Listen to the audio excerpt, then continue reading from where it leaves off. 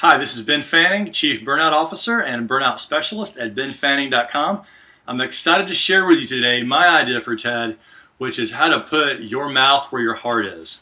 A recent Gallup poll showed an alarming statistic that only 13% of employees worldwide are engaged at work.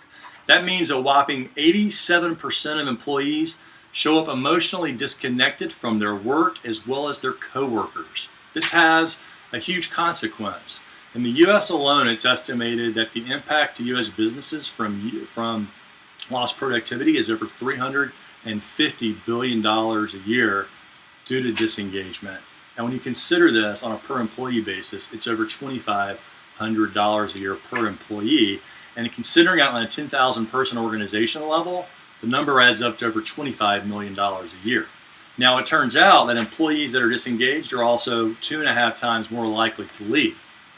And this equates to over $61,000 a year in training and rehiring cost per employee, and that rolls up to over $40 million a year on a 10,000 person organizational basis. Now, what's much more difficult to quantify is the impact on the individual and the family.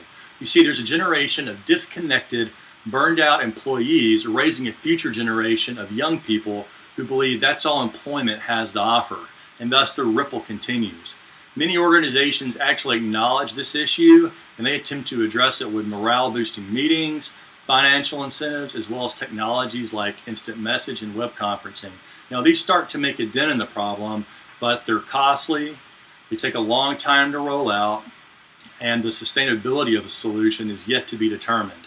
My idea and my approach is much different in that, in putting your mouth where your heart is. In my talk, first I'll share a personal story where I established an emotional connection with a long-term adversarial coworker. And next I'll demonstrate how this interaction and this emotional connection rippled throughout our future conversations and working together, as well as how it impacted our teams and the organization on a much broader scale.